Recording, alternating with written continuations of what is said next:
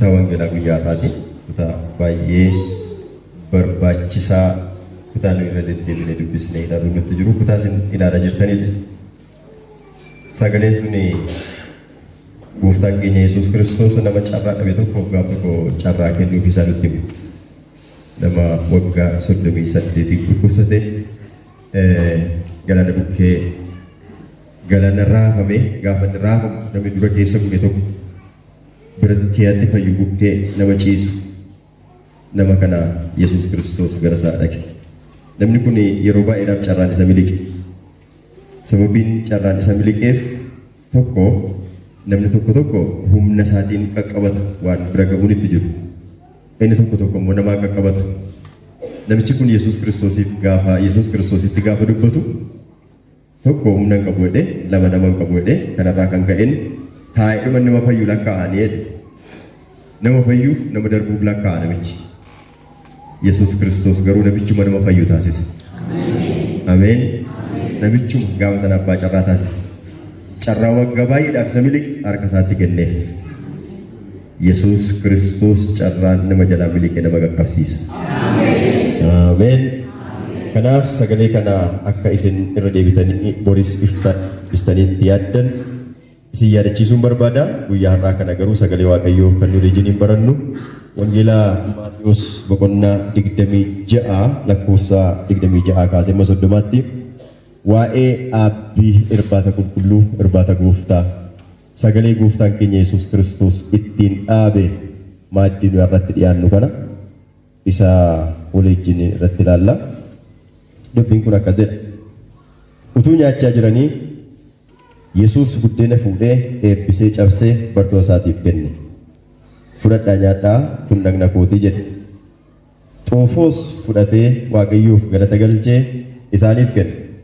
Hundumti keessan kanatti dhugaa kun dhagna kootii dhiigni kun kakuu dhaabbatu sana cimsuudhaaf dhiifamuu cubbuu namoota baay'eetiif dhangala'a. Amma jalqabee hamma guyyaa gaafa ani mootummaa abbaa koo keessatti isa haaraa isinii wajjin dhufu deebi'ee daadhii wayinii kanatti akkan hin dhugne isinittan himaa jedhe. Faarfannaa galataa erga faarfatanii immoo gara ejersaatti ol ba'anii. Ameen. Kadhannamee Waaqayyo. Alas manas kan jiru. Fageenyarras dhiyeenyarras kan jirtan. Amma kan isin jirtan mana Waaqayyoo keessadha. Waaqayyoon waaqeffachuudhaaf dhuftanii. Amma yeroo kana yeroon sagalee Waaqayyootti barannudha. Kanaaf natti dubbadhu jedhaanii Waaqayyoon waan kan biraa dhiiftanii addana teessanii kisaara lakkooftanii hin galinaa. Hafuura kisaaraa nama lakkoofsisu Waaqayyo nurraa haa kaasu. Ameen. Ofuma mana Waaqayyoon naqe jedhanii ofuma dhimma biraa lafa kaa'anii dhimmi ofiif dhimmi gooftaa utuu waliin argin mana Waaqayyoo keessa taa'aa oolanii harka qullaa galuu Waaqayyo nu haa oolchu. Kanaaf fageenyarras ta'a, muka jalas ta'a, dallaa jalas ta'a, mana jalas ta'a, as keessas ta'a kan isin waaqeffattan Waaqayyoodha. Waaqayyo immoo sagalee isaatiin nama qaqqaba. Kanaafuu natti dubbadhu jedhaanii Waaqayyoon garaa isarraa dubbii isaa dhaga'uu barbaadeef Waaqayyo sagalee qabaaf. Waaqayyo keenya abbaa keenya si galateeffannaa maqaan kee bara baraan haa eebbifamu. Ati jennaan jiraannee dhufnee as geenye nama har'aa taane. Akka nuyi ofirratti abjoonne guyyaa du'aa, guyyaa cabuu, guyyaa miidhamuu, guyyaa mana keenyarraa jireenya keenyarra rakkinni ga'uu ofirratti abjoonne yaaddomne nurratti hin taane. Akka seexanni ittiin nu yaaddesseef nu doorse nurratti hin taane. Akka ati jette taa'ee harki kee harki ulfinaa baatee fidee asiin nu ga'eera. Haaleluyyaa. Haaleluyyaa. Haaleluyyaa. Waaqaaf lafarratti maqaan kee haa eebbifamu. Waaqa nu baattee galanni siif haa ta'u. Waaqa nu jiraachiftee galanni siif haa ta'u. Waaqa mana keenya mana nagaa taasiftee, Waaqa foon keenya foon nagaa taasiftee, Waaqa hafuura keenya hafuura nagaa taasiftee, Waaqa ba'uu keenyaaf galuu keenyatti nagaa nuu laattee, Waaqayyo keenya bara baraan galanni siif haa ta'u. Haaleluyyaa. Seexanni boolli nu qote nu arganne, nooraa nu buufte guyyaa hedduu guyyaa boolli du'aa, boolli gaddaa, boolli gidiraa, boolli kubaaf, boolli nuyi itti yaaddomne nuu qotameera jenne guyyaa baay'ee fuula keerratti nu ilaalle nooraan akka keerra nuu buuse nu ceesiseera. Kanaaf dhufnee as geenyaan as waaqeffachuu dandeenyeerra. Kanaaf maqaa gooftaa keenya Yesuus Kiristoosiin bara baraan maqaa kee haa eebbifamu. Galanni Waaqaaf lafarratti siif haa ta'u. Yaa Waaqayyo si galateeffataa guyyaa kana immoo si kadhadha. Ani waa tokko beeka. Gaarummaa addaa itti dura kee dhaabate hin qabu. Sabni kun gaarummaa itti dura kee dhiyaate hin qabu. Garuu isa tokkicha gaarummaa nuuf hojjete maqaa Yesuusiin amanee dura kee fudheera. Yeroo kanaa kaasee humnaan Waaqaa duratti haasaa qaba. Sagaleen kee humnaaf jabinaan aangoodhaan gara keenya haa dhufu. Waaqayyo keenya dubbii keetti nutti dubbatu. Qilleensa kana lafa kana biyya kana hundumaatti nuuf eebbisi. Isa ittiin jaallatte maqaa ilma kee maqaa gooftaa keenya Yesuus Kiristoosiin ameen.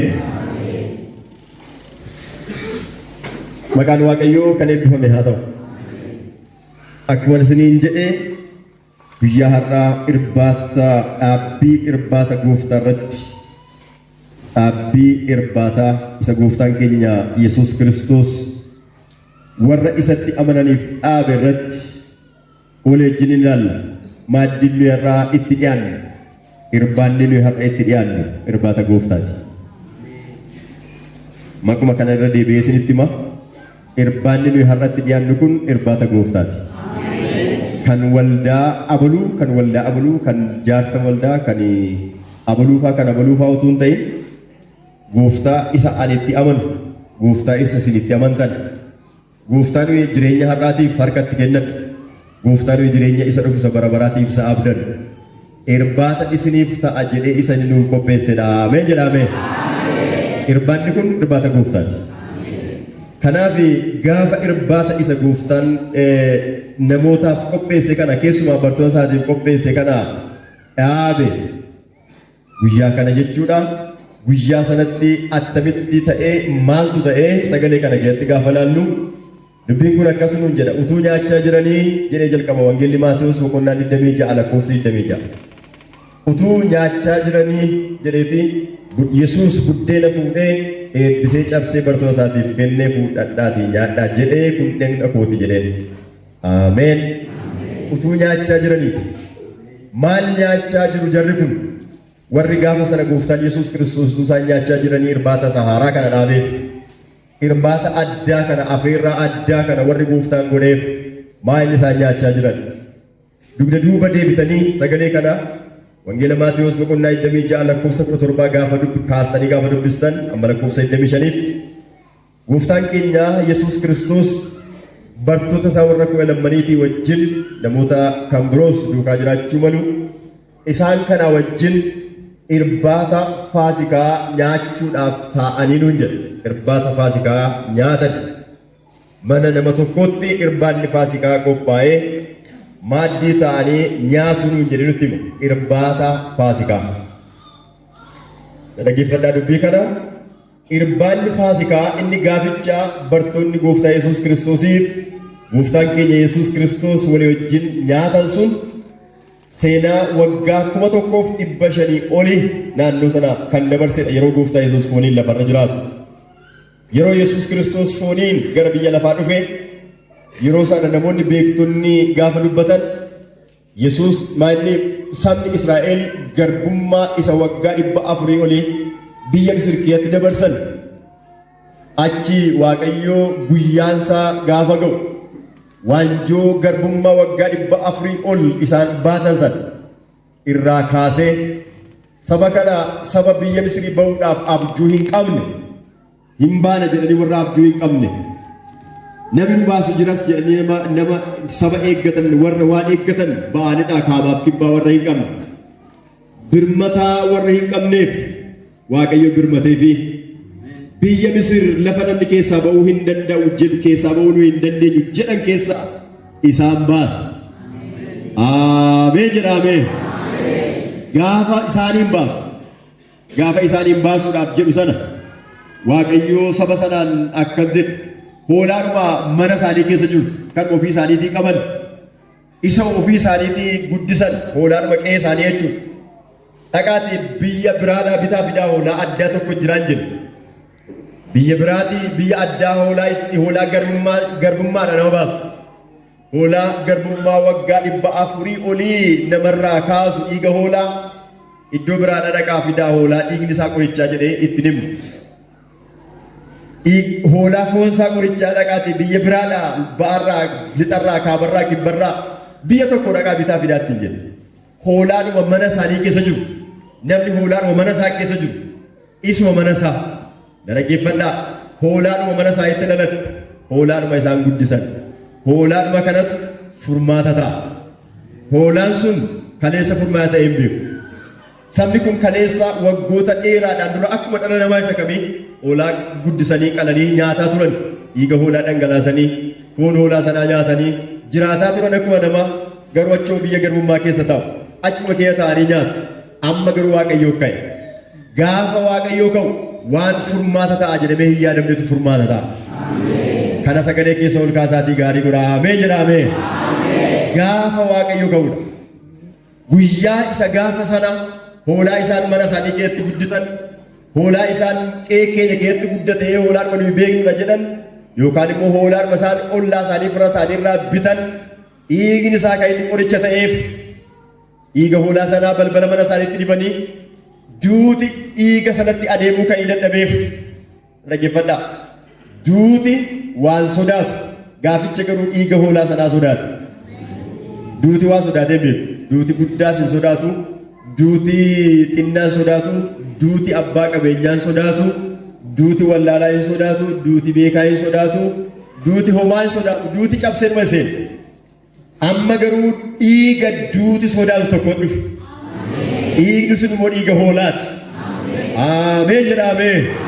Gaafa isaan balbala mana isaaniitti mijichila mana isaaniitti dhiiga hoolaa sanaa diban gaafa isaan foon hoolaa sanaa mana sana keessatti nyaatan sagalee nama dubbataa jiru kana macaafa seera ba'uu boqonnaa 12 keessaa gafartanii dubbistan in argattu. Macaafa seera ba'uu boqonnaa 12 sagalee dheeraan macaafa seera ba'uu boqonnaa 12 keessatti barreeffamee jiru waa'ee kanaa nutti hima. Gaafa isaan mana isaanii keessatti foon hoolaa sanaa nyaatan gaafa isaan balbala mana isaaniitti dhiiga hoolaa sanaa diban biyya Misir keessatti duuti gadhiifamee nuun jedha. Duuti mana mootummaa lixe mana Fari'oon isa namni ija isaa keessa ilaaluu hin dandeenye duuti lixe. Mana warra gurguddoota biyya Misir keessa jiranii abbaa qabeenyaa biyya Misir bara sanaa duuti lixe. Hiyyeessa dhiiga hoolaa isa Waaqayyo jedhe balbala isaatti dibate saba Israa'el mana isaanii duuti hin lixe. Ameen jedha ameen. Maaliif yoo isin jettan hoolaa sanatu waan addaa miti garuu Waaqayyootu dhiiga hoolaan kun furmaata ta'a jedhe. Ragaa dubbii kana hoolaadhuma kanatu gaafa sana furmaata ta'a jedhe Waaqayyo. Waaqayyo kun furmaata ta'a jedhee dubbateera taanaan furmaatuma ta'a. Ameen. Kanaaf sabni kun gaafa sana waggoota 1500 naannoo sana achi sabni jiraate biyya Misir keessaa gaafa Waaqayyoo itti himee hoolaa qalaa dhiiga isaa balbala keessatti dibaa foon isaa immoo mana keessatti nyaadhaa. Har'an waanjoo isa kan Fari'oon isa isin ofirraa kaasuu dadhabdan isinirraa kaasa. Foon maalli dhiiga hoolaa kanaa michina mana keessatti dibaa. Foon hoolaa kanaa mana keessatti nyaadhaa.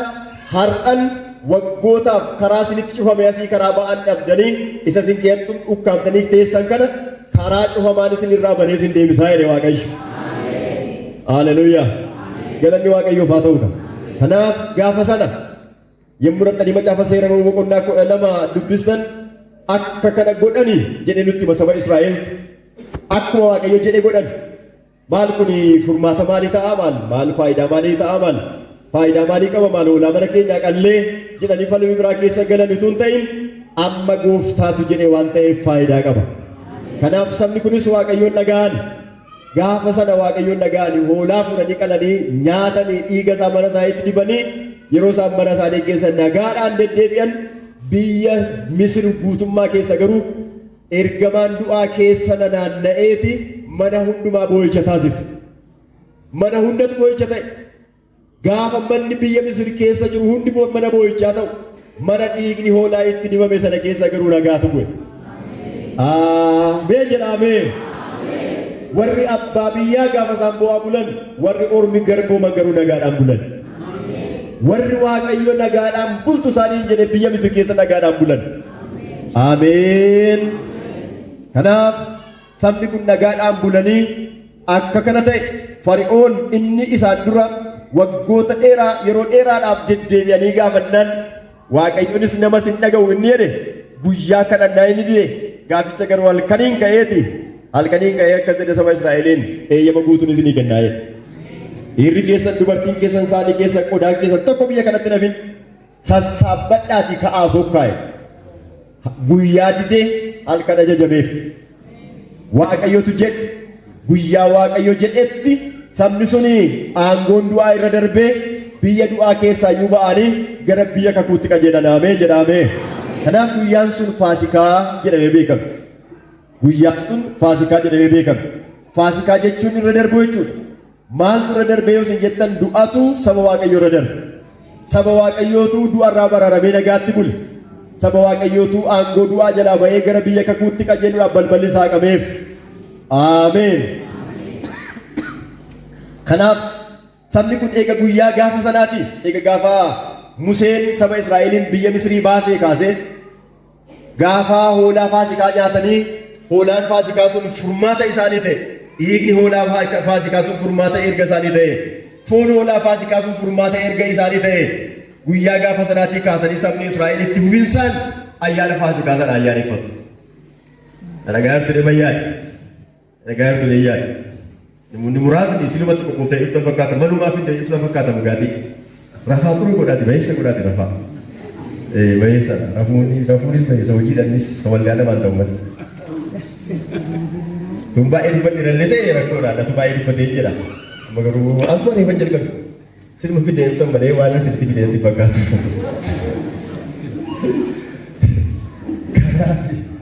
Dalagaaga waggaa 1500 ayyaana ture sana isa ayyaaneffatu gaafa gooftaan Yesuus Kiristoosiif bartoonni isaa walii wajjin taa'an sana isa yaadatu gaaf tokko waaqayyoo abaabilii keenya akaakilii keenya firoota keenya waaqayyo biyya Misrii baase du'a jalaa isaan baase jedhaniiti hidhaa waggaa 400 irraa hiike waaqayyo jedhanii waaqayyo abbaan oolmaa inni gaafichi abboota keenyaaf abaabilii akaakilii keenyaaf oole sun oolmaan isaa yaadatamuu qaba jedhanii waggaa waggaatti ayyaaneffatu.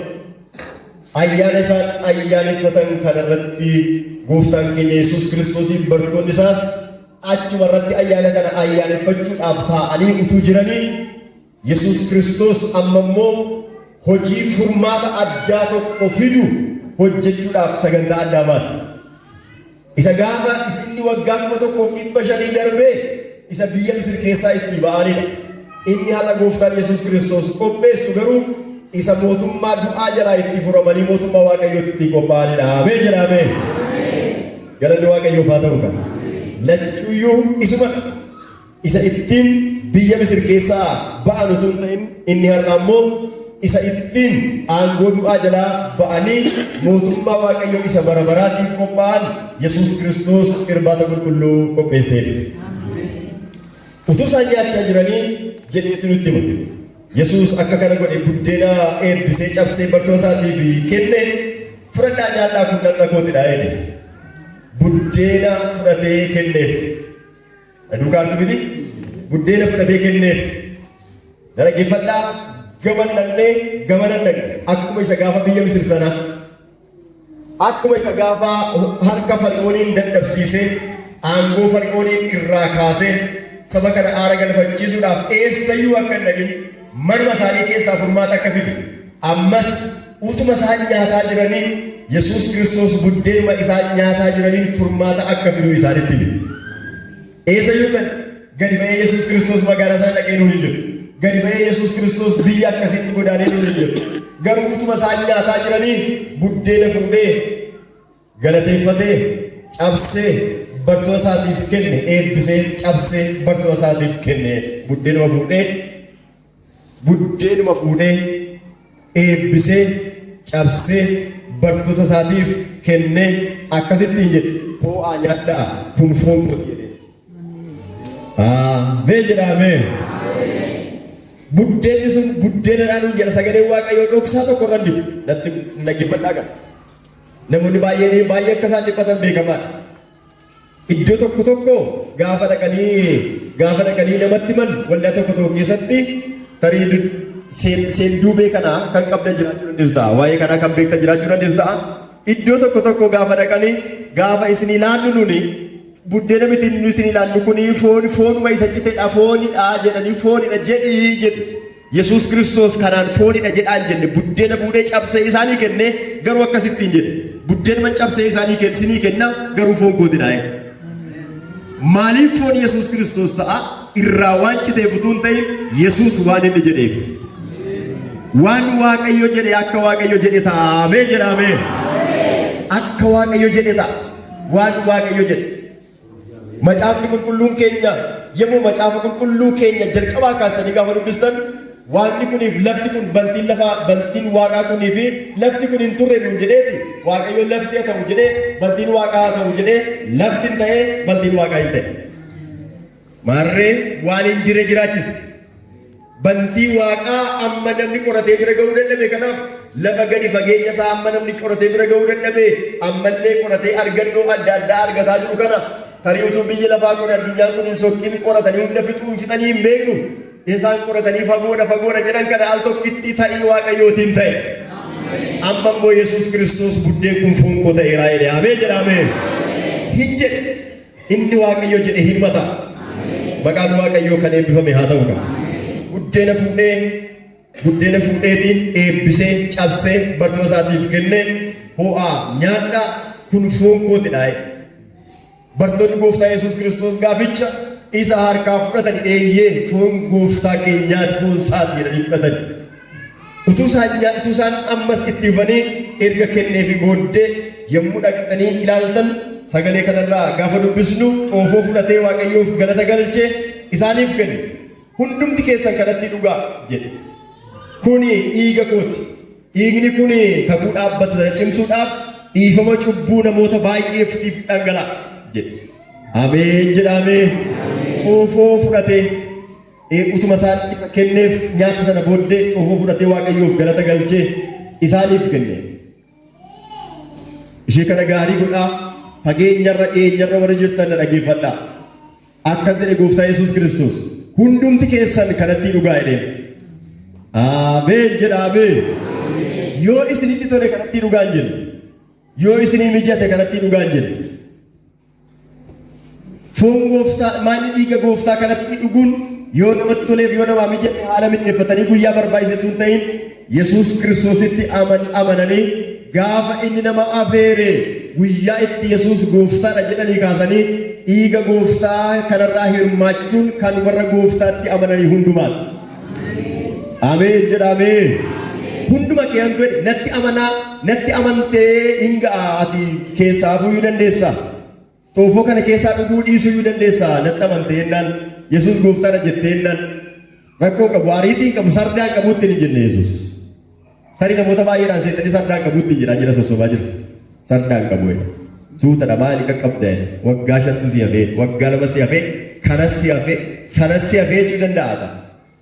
Yesuus Kiristoos kun si hafeera warri kam si hafe keessaa hafaan jedhu warra isatti amananii hundumaan warra isatti amananii gaaficha maaddiitti isaa wajjin taa'an sana hundumaan bartoota isaa gaafichaa hundaan warra miseensa waldaa isaa gaafichaa ta'an afaan har'aatiin gaafa haasa'uu gooti miseensa waldaa isaa gaafichaa warra ta'an hundumaan hundumti keessan kanatti dhugaa'e. Hundumti keessan kanatti dhugaa. Maaliif jennaan kun furmaatadha. Ameen jedhamee. Maaliif furmaata jettanii gaafa ilaaltan maaliif furmaata ta'a jedhee gaafa dubbatu Yesuus Kiristoos kun dhiiga kooti jedheeti dhiigni kun kakuu dhaabbate cimsuudhaa fi dhiifama cubbuu namoota baay'eetiif dhangala'a. Dhiigni kun inni amma isin fudhattan kun inni nama dhiiga kooti jedhee hiixadhee isinii kennaa jiru kun inni kun kakuu dhaabbate jabeessa. Ana wajjin kakuu qabdu sirriidha. Garuu kakuun kun kan jabaatu yoo maaddii kanarraa hirmaatte. Ameen jedhamee. Naa kakateera Waaqayyoo jedhanii namoonni yaadan. Nana mana Waaqayyootti namoonni jedhanii yaadan. Kakuu isaanii cimsachuu namoonni hin barbaanne. kakuu raafamaadhaaf hundee qabneen mana Waaqayyoo keessa walitti teessan na dhaggeeffadhaa. Kakuun nuyi Waaqayyoo wajjin qabnu kan inni jabaatu maaddii gooftaatti dhiyaachuudhaan. Ameen jedha ameen. Warri kakuu qilleensa raasuun mana Waaqayyoo keessa jiraattan waan gooftaan hoo isiniin jedhe fudhachuu namoonni hin feene nana mana jettanii nana manaadhaan goomsaa waldaa keessa kan teessan afeerraan ilma Waaqayyoo Yesuus Kiristoos warra isa amanan hundumaaf. Kanaaf akka kana jedhe hundumti keessan kakuu dhaabbateetu ittiin cima waan ta'eef xoofoo kanarraati dhugaa erga jedhee booddee xoofoo kanarraa dhugaa erga jedhee booddee xoofoon kun inni isin amma dhugdan kummee deennaan dhiifama cubbuu argachiisaa kanamee ol kaasanii utuu gaarii godhanii ameen jedhanii dhiifama cubbuu argachiisaa maaliif jennaan dubbiinsaa akkas dhiifamni cubbuu biyya lafaa kana keessa hiniiniin hin argamneef hospitaalli hin argamneef beekumsi dhiifama cubbuu argachiisu hin argamne biyya lafaa kanarraa furmaanni cubburraa furmaanni ittiin cubburraa furaman falli cubburraa namni ittiin hiikamu hin argamne hamma har'aattis hin argamne har'as argamaa jiru boris hin argamu na dhaggeeffadhaa kana falli waan biyya lafaa kanarraatii karaa ta'u karaa biraa barbaadamuu danda'a ta'a. Dhiifama cubbuu namaa kennuudhaaf falli kaa'ame isa fannoo qaraaniyoo gubbaatti lola dhiiga Yesuus Kiristoos duwwaadha. Ameen galanni Waaqayyoof haa ta'u qaba. Furmaata iddoo biraadhaa waan itti hin arganne tokkotti furmaata argattu kanaanii xoofoo kanatti dhuguudhaan dhiiga kootti walii wajjin hirmaachuu keessa irraa kan ka'e fala iddoo biraadhaa waan itti hin arganne tokko dhiifama cubbuu isa beekaa hidhe cubbuu isa wallaalaa hidhe cubbuu isa dadhabaadhaaf danda'a hidhe cubbuu isa boris iftaanis bara darbees falli ittiin argaminiif cubbuutti ittiin hiikamtu jedhe fala cubbuu ta'a warri biyya Misrii dhiiga hoolaa sanaa balbala yookaan michichila mana isaaniitti diban isaan hidhaa biyya Misriitti hiikaman warri maaddii gooftaan qopheesseef foon gooftaaf dhiiga gooftaarraa fudhachuudhaaf warri dhiyaatan immoo hidhaa isa waggaa 400 waggaa 300 yookaan immoo isa du'aniillee jalaa ba'an sana miti hidhaa isa lafarratti itti hidhamanii du'aniis jalaa hin baane gaafa du'anis hidhaa ta'ee isa nama wajjin ce'u foon gooftaa dhiigni gooftaa irraa nama hiika ameen jedhamee haleluuyaa galanni Waaqayyoof haa ta'u qaba. Dalagaa maaddii gooftaatti akka nuyi dhiyaannuuf kan nu afeere ilma Waaqayyoo Yesuusidha. Ammallee dhaggeeffadhaa maaddii kanarraa foon gooftaaf dhiiga gooftaa kanarraa akka nuyi hirmaannuuf afeerraa kan nuyi ana miti luboota adda ta'an miti jaarsonni waldaa miti yookaan immoo caasaa waldaa keessaa caasaa barbaadan maqaadhaa caasaa waldaa tokko miti. Isa kana hundumaa gararraa jiru isa waaqaaf lafarratti gooftaa ta'e isa du'ee du'a mo'ee ka'e ilma Waaqayyoo Yesuus Kiristoos maaddii kanatti nu afeereera ameen. Galanni Waaqayyoof haa ta'u qaba. Yeroo tokko tokko namni afeerraa gooftaa kanaa hin tuffata. Afeeramee afeerraa tuffata. Waa'ee afeeramanii afeerraa tuffachuu kanaa gooftaan keenya Yesuus Kiristoos iddoo biraatti fakkeenya biraadhaan kaasee dubbata. Wangeela Maatiyos boqonnaa 22 lakkoofsa 8 irra sagalee jiru gaafa ilaaltan fakkeenya cidha mootiin ilma isaatiif qopheesse tokko kaaseeti mootiin baasee namoota afeereedha namoota afeere cidha qopheesse Wangeela Maatiyos boqonnaa 22 lakkoofsa 8 irratti mootiin cidha qopheesse mootiin inni cidha ilma isaatiif qopheesse kuni afeerraadhaaf namoota waame nyaataaf nama waame cidhaaf waame jennaan warri hin maluuf jedhaman waamamanii dhagaa dubbii kana warri hin maluuf jedhaman waamamanii jechatti kana akkasiin na jedhaa dagattan hin barbaadu sii mala jedheen waamaa jira Waaqayyo mee kana gaarii godhaati ameen jedhaamne ammallee sagaleen sinitti dubbataa jiru kana sagaleen dhaga'aa jirtan kana sagalee anis dhaga'aa jiru kana sagalee kana dhaggeeffadhaa gaarii godhaati warra maluuf waamamee ture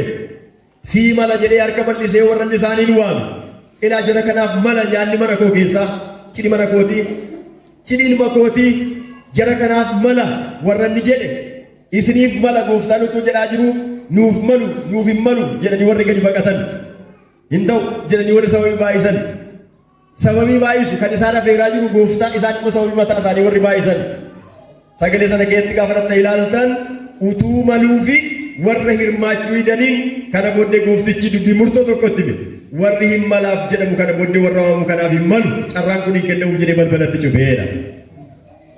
Afeeramanii afeerraa dinnan balballitti cufame.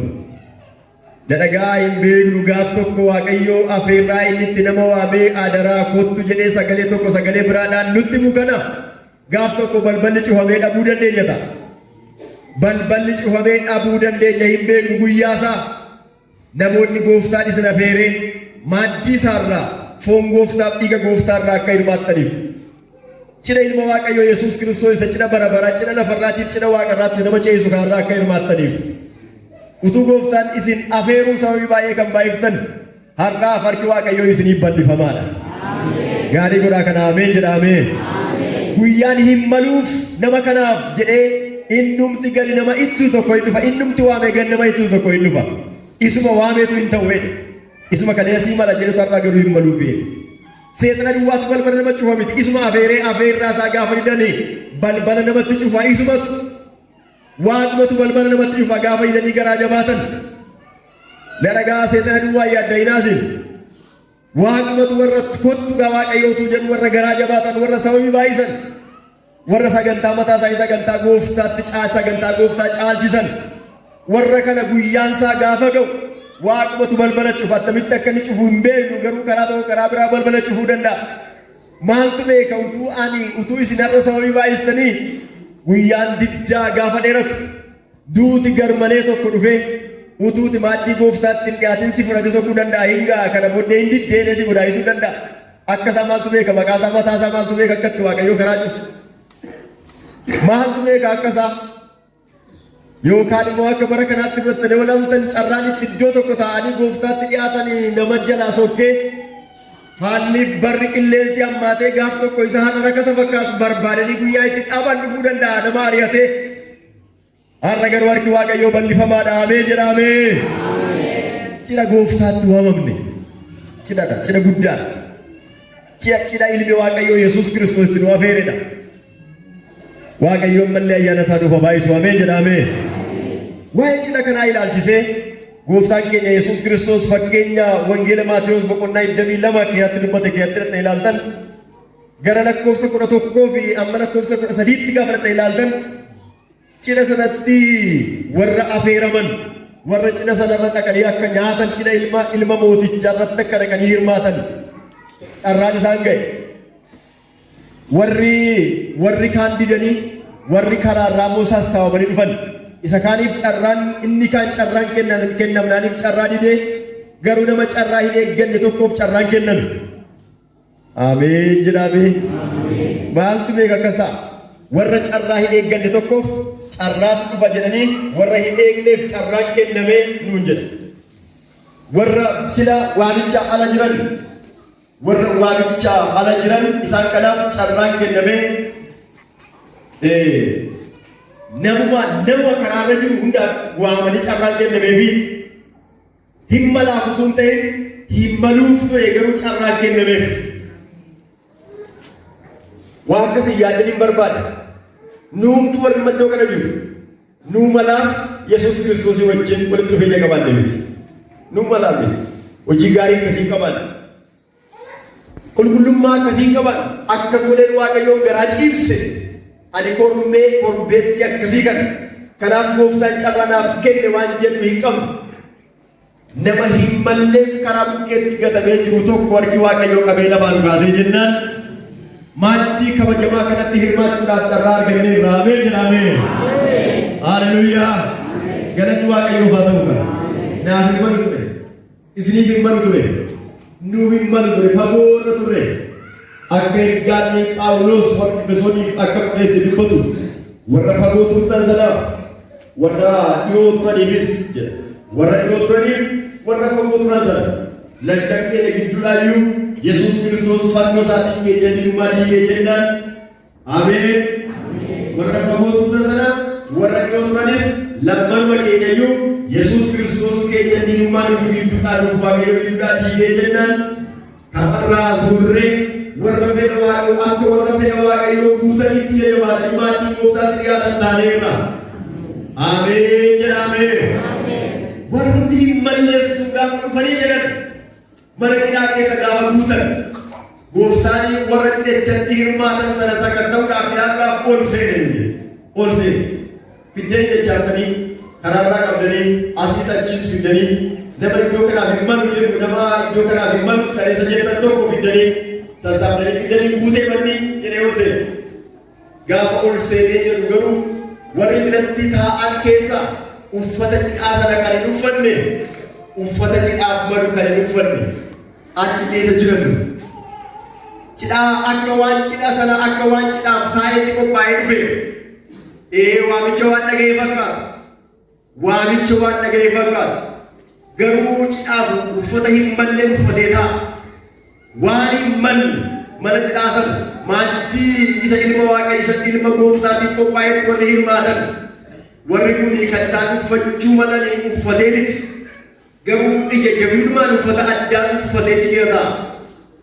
Beektonni akka jedhu waa'ee kanaa gaafa dubbatanii itti rakkadha yeroo baay'ee jiru namichi kun hin qabu yoo ta'e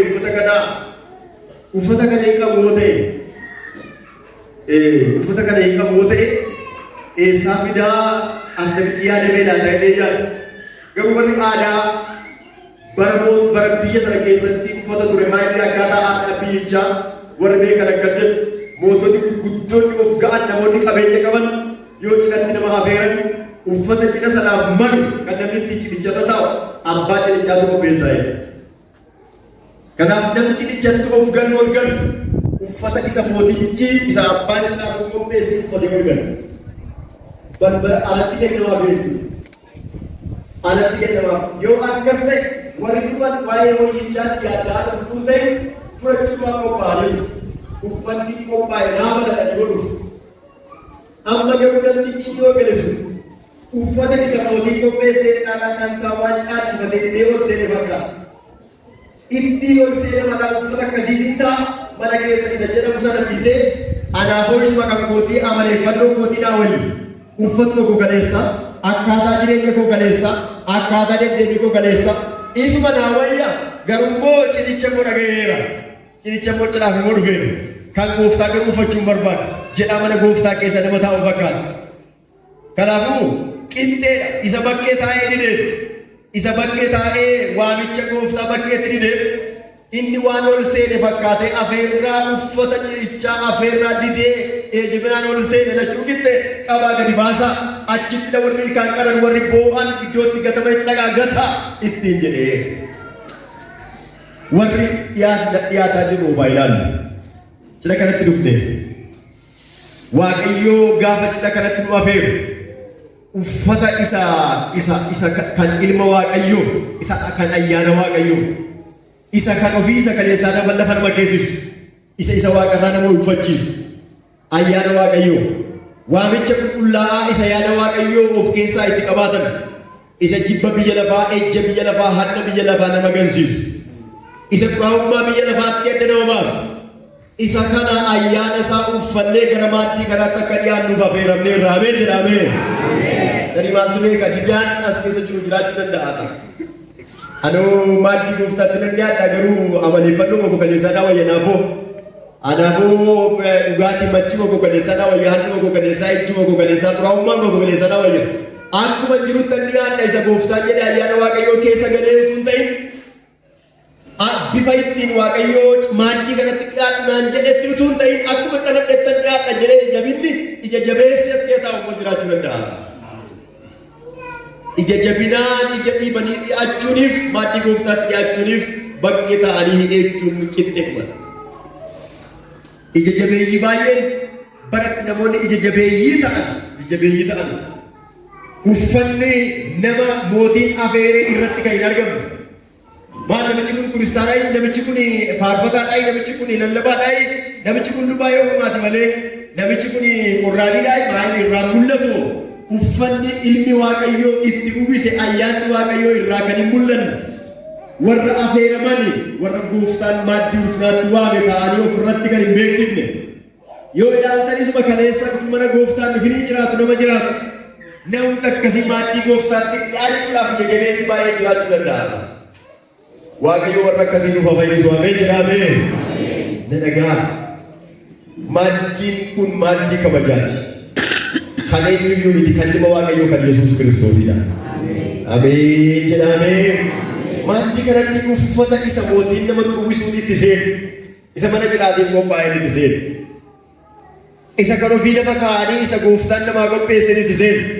Amaleeffannoodhaaf adeemsa kaleessaa jecha kaleessaa yaada kaleessaa ilaalcha kaleessaa lafa kaa'anii isa kan gooftaan jedhedha akkasitti dhiyaatta isa namaan jedhe sanaan itti dhufu warra keessa taa'anii ni danda'u waaqayyo nu haa oolchu.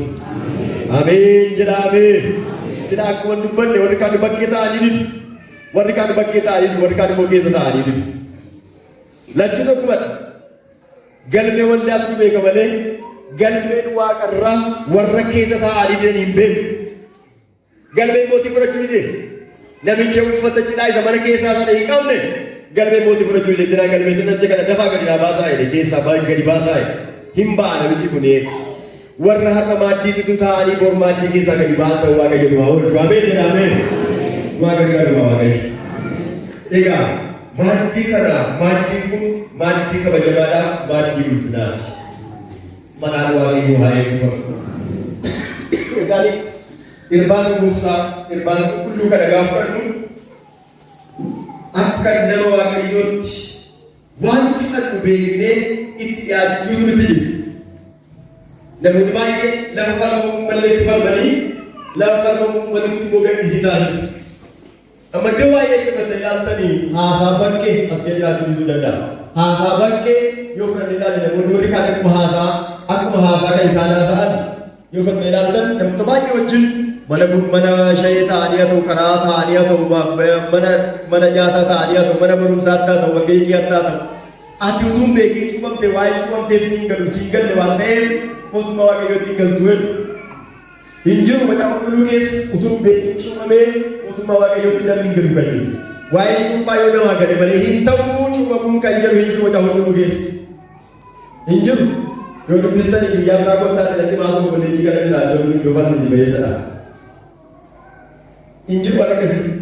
Ogummaa yeroo walii jedhu lafaa fuudhanii namni nama guddaa ta'ee mootummaa waaqayyootti galatuun ta'ee akka macaafa qulqulluutti isa guddaa akka ijoollee ta'ee mootummaa waaqayyootti gala.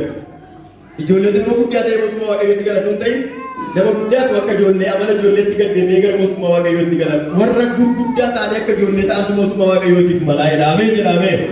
Waa'ee cuuphaa dubbachuu miti ammaati. Waa'ee isaa miti. Waa'ee irbaata qulqulluu fudhannee gaafa naasnu garuu maaddiin gooftaan hin fudhannu. Foon gooftaaf dhiigni gooftaan hin fudhannu. Maaliif akka fudhannuuf maal akka fudhannu nuu galuutu itti jira. Sagalee waaqayyootu akkas jedha. Qorontoos isa jalqabaa boqonnaa 11 keessatti gaafa ilaaltan irbaanni kun irbaata warra amananiiti. Kan warra gooftaatti amananii warra Yesuus Kiristoosin fayyisaa lubbuu isaanii godhatanii fudhatanii maaliif akka itti dhiyaatan warra adda baasanii beekanii namni hin dhaqaa duwwaadhaaf utuu hin dhaqin ta'in dhaggeeffadhaa irbaata qulqulluudhaaf foon gooftaatti dhiiga gooftaatti biyya dachee dhaqaadhaaf kan dhaqan utuu ta'in waan fudhannu maaliif akka nyaannu adda baasnee warra beeku ta'uun nuti jira. Qorontoos jalqabaa boqonnaa 11 lakkoofsa 29 lakkoofsa 30 dubbisa. Akka kana jedhan waaqayyooti. Wangeela baay'ee Qorontoos jalqabaa boqonnaa 11 lakkoofsa 29 lakkoofsa 30 gaafa dubbisnu dhagna gooftaa ta'uusaa yaadatee utuu gargar hin baasin namni buddeenicha nyaatu xooficha keessaa dhufu. Firdii ofirratti fiduudhaaf hin nyaata hin dhugas. Sababii kanaaf baay'ee keessatti dhukkubatoodha, dadhaboodha, namoonni kaanis dhumaniiru jedha. Utuu dhagna gooftaa ta'uusaa yaadatee utuu gargar hin baasin buddeenicha namni nyaatu xoofoo gooftaa keessaa namni dhugu ammallee mirkaneessee isin dhima. Dhaggeeffadhaa saba waaqayyoo sababii kamiifuu miti. Sababii inni jedhee jechi isaa galma ga'u Yesuus jedheef. Ameen.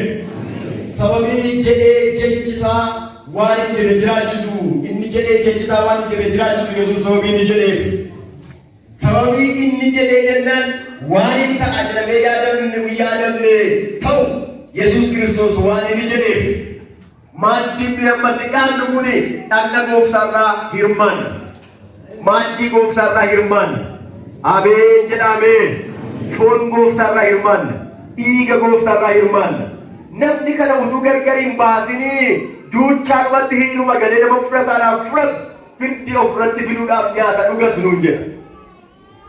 Kanaaf adda baasaa dhaggeeffadhaa.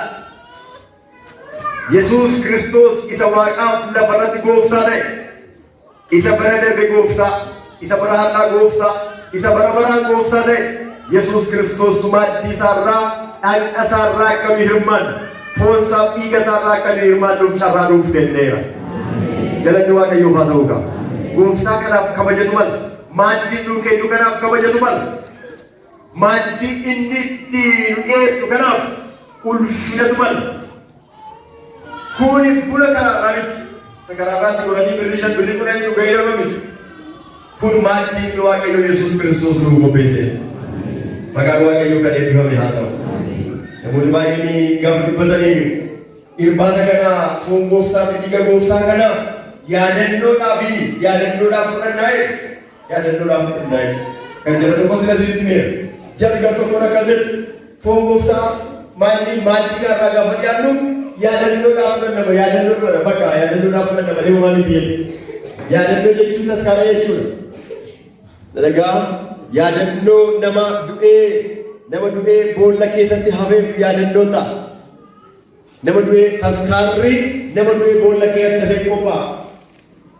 Yesuus Kiristoos inni ani amma dhala isaarraa fudhatu kun garuu du'ee owwaala dhiigee ol ka'ee gara mirga Waaqayyoo abbaatti ol ba'ee mirga Waaqayyoo abbaatti jira.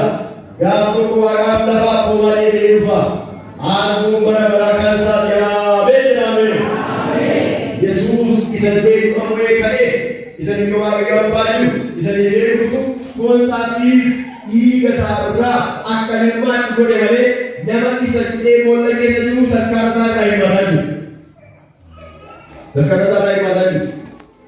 Kanaaf nuni yaadannoodhaaf bitu kan nuni maaddii kanatti dhiyaannu jireenya waan ta'eef malee jireenya Gooftaa Yesuus Kiristoos akka ta'e foon kootti dhiiga kootti yoo foon koo nyaatan dhiiga koo hin dhugdan yoo ta'e anatti homaa hin qabdan foon koo jireenya dha.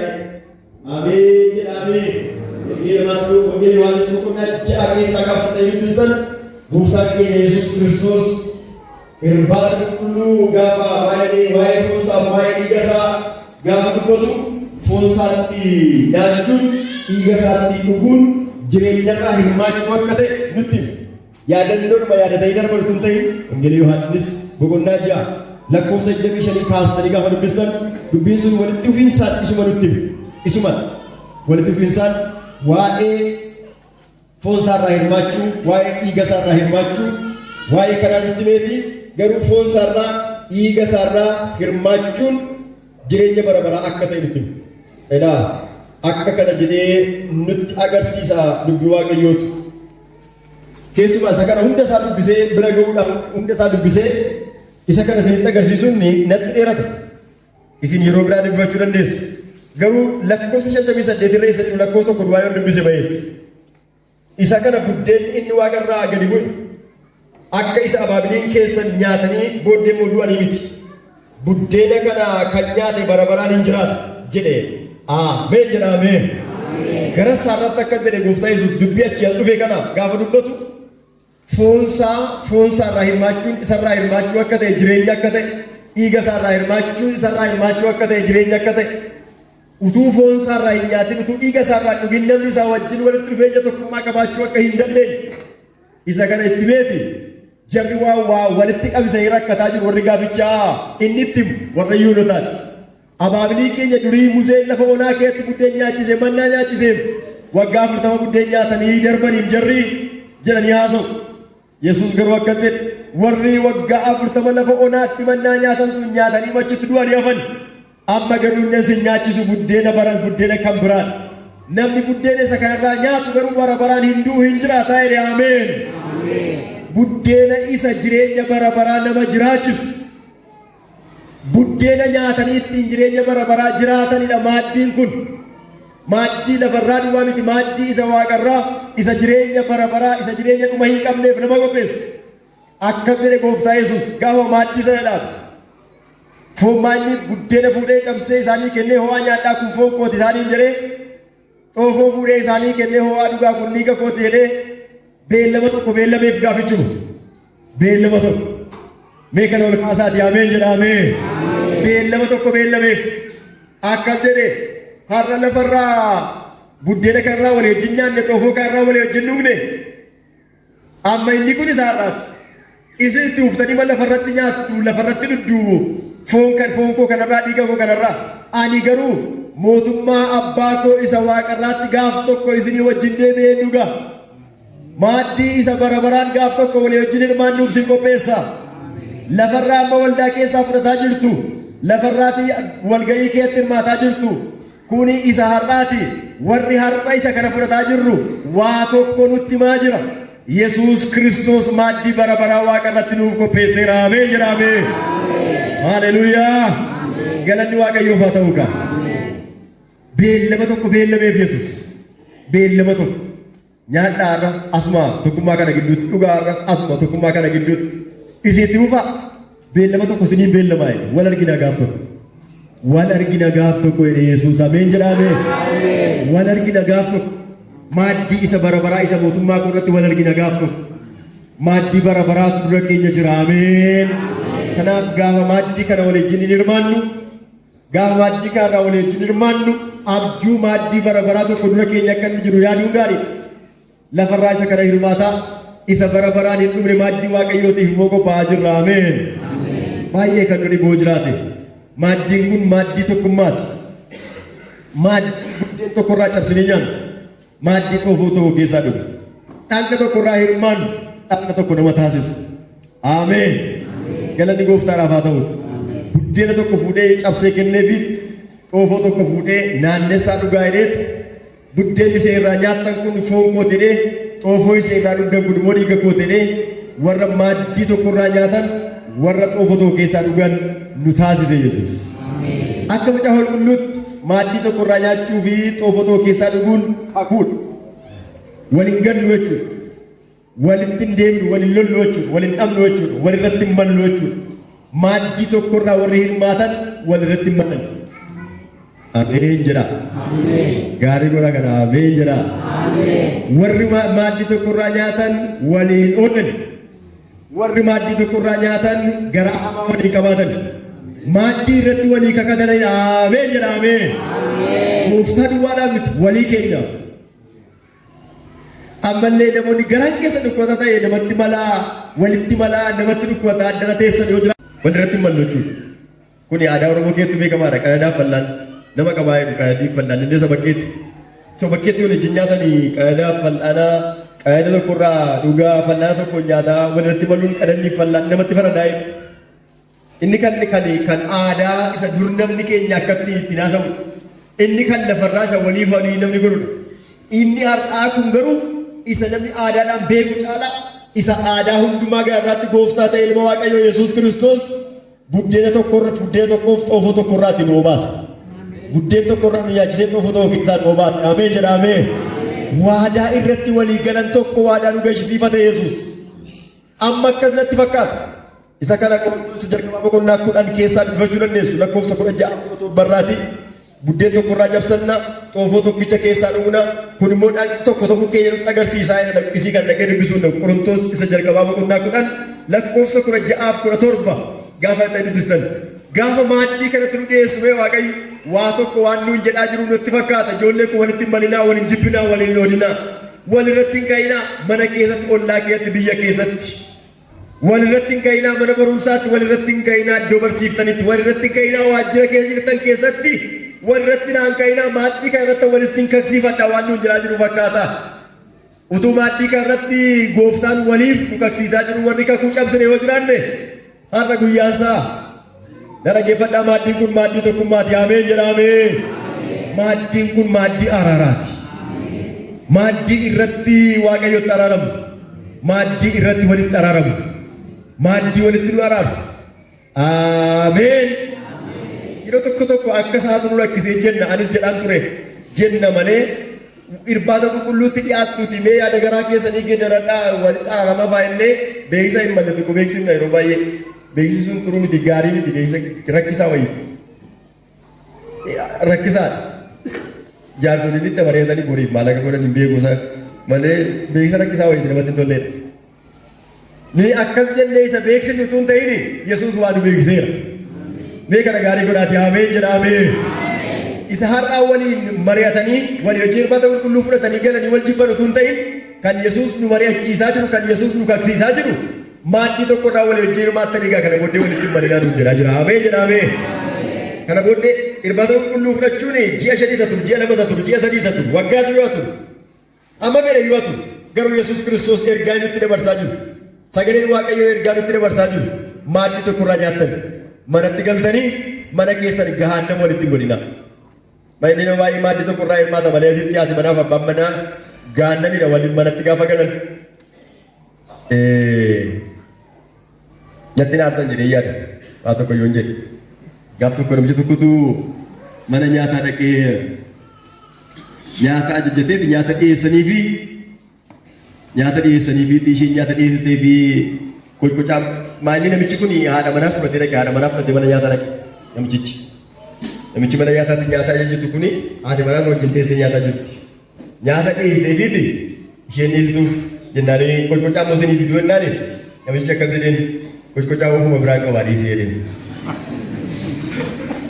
Ofuma biraa qabaa isaafi warri mana keetti qoccocaa walitti ta'anii abbaa manaa ta'u haadha manaa gara qabu isuma hamaatu hamaadha Waaqayyoof jallaatu jallaadha Waaqayyoof Waaqayyo biratti firdii jallisuun hin jiru. Waaqayyo bira firdii jallisuun hin jiru jedhe ameen jedhamee. Kanaaf warra asii maaddii Waaqayyoo irraa hirmaataaf walitti mana keessa gaafatee walitti qoccocaa ta'an. Ollaatti akkas warra ta'an utuu hin ta'in walii wajjin hirmaattanii walii wajjin naa hafaanuun jedhaa jira Yesuus ameen. Waliin naa dhaabadhaa dhagna tokkodha isin. Dhagna tokko irraa hirmaattanii dhagna tokkodha isin nuun jedhaa jira. Waan Waaqayyo waadaa nu gashatu wayidatti fakkaata. Yaada akkasittiin ilmi Waaqayyoo Yesuus Kiristoos maaddii tokkicha buddeen tokkicha isa foonsaa ta'e nuuf kenna. Xoofoo tokkicha isa dhiigasaa ta'e nuuf kenna. Isin dhagna tokkodha nuun jedhaa jira. Nuyi dhagna tokkodha. Dhagna isa waaqarraa dhufee isa dhagna isa dhufee ilmi Waaqayyoo uffate inni waaqarraa gadi bu'ee uffate dhagna sanarraa kan dhufe dhagna tokkicha.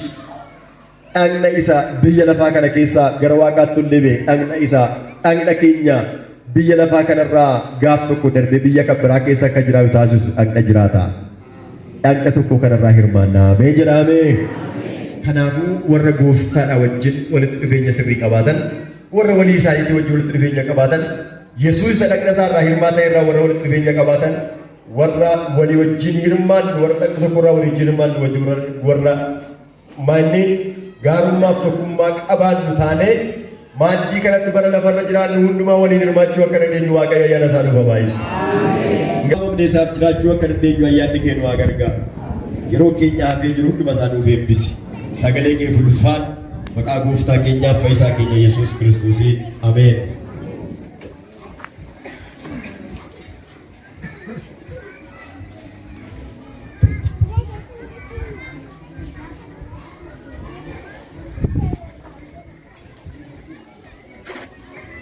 Waaqayyo abbaa keenya guddaa baay'isnee galateeffannaa godhamuutuuf guddaa ta'u sagalee guddaa sagalee gabaa sagalee guddaa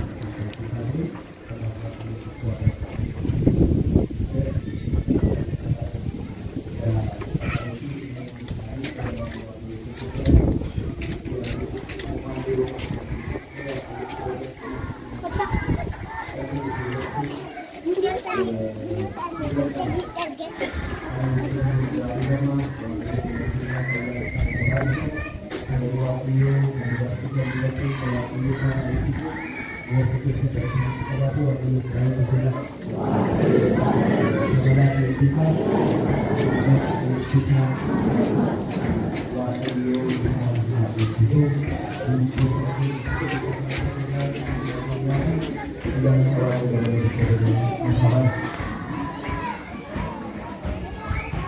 Iman wa ayun harusnya jalan bantuan ayun sebagai ini katanya kita ada ayun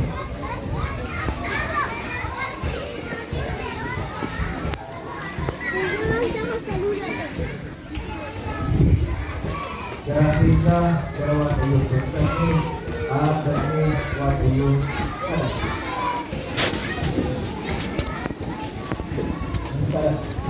Menggunakan dan berdoa ayo berdoa kasihnya, dukungan mengagut kasihnya Yesus Kristus di Jerusalem, Yerusalem kepada kita Yesus adalah bagikan dia kita. Maka dia berdoa kasih Yesus kepada kita. Untuk itu angkut kepada kita. Wangi berdoa kau pada saat itu kita mengenalkan sama. Usimo dari video ini. Serta di rumah Tuhan Marjana Biswa itu baru jadi negara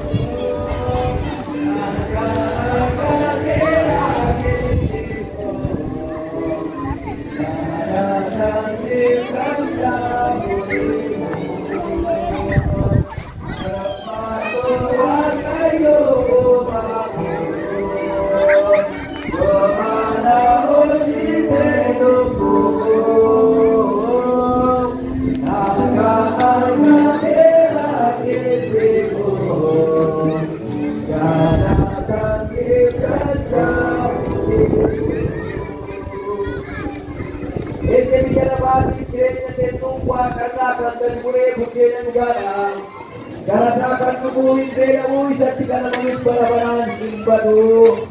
Amin. Nabi mujuru karena sahaja mudera. Dosa inaboli makawa kayo tingkat cukup di pamata. Dosa inaboli.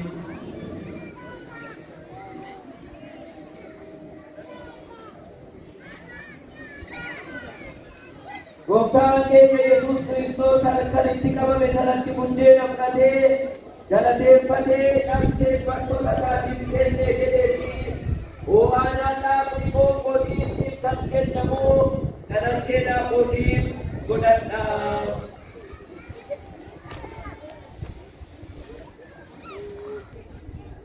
Yesuus dhugbuutiif kana yerootti guddaa dhumaatti yaa abbaa keenya waaqarra kan jiraattu maqaan kee haa qulqullaa'u mootummaan kee haa dhufu jaalalli kee waaqarratti akka ta'e akkasuma lafarratti haa ta'u adduba buddeena keenya nuuf kenni yaabba keenya nuuf dhiisi nus salphees galannis bara baraan ameen. Walii wajjiniin yaa hoolaa waaqayyoo cubbuu biyya lafaa kan baatte Kiristoos nu maari. Yaa hoolaa waaqayyoo cubbuu biyya lafaa kan baatte Kiristoos nu maari. Yaa hoolaa waaqayyoo cubbuu biyya lafaa kan baatte Kiristoos nagaa kee nuuf kenni. Amiin. Nagaan waaqayyoo hunduma keessanii wajjiniin haa ta'u. Nagaa koo isiniif nan kenna. Ana akka biyyi lafaa kennuuttan isiniif kennamiti. Garaan keessan hin raafamiin hin sodaatiniin. Kanaaf nagaa kan akkasuma gaafatanii jaalala waaqayyootiin isin gaafadhaa akka wal geejjibtanitti.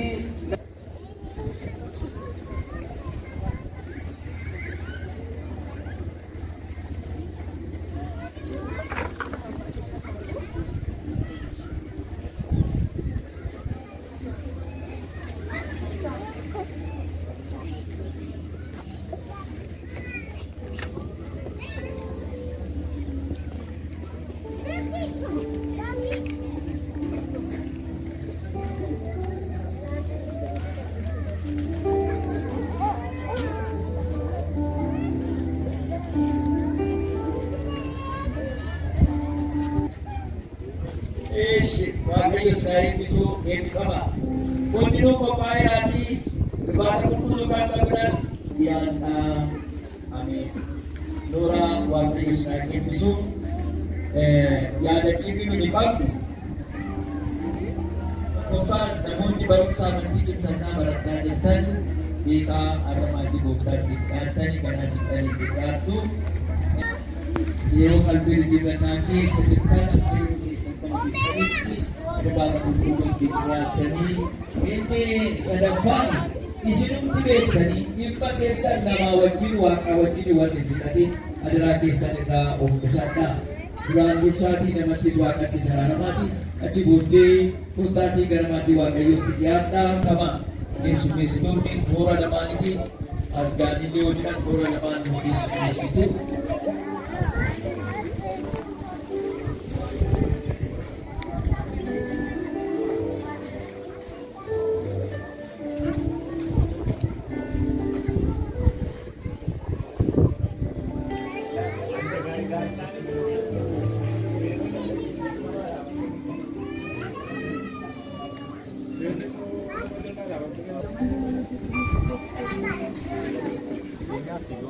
Waan gootu gaggeessamu gaarii kan gaggeessamus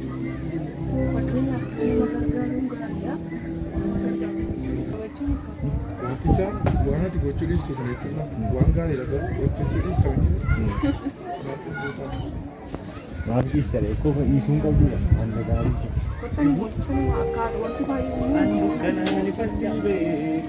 Yoo dhiistu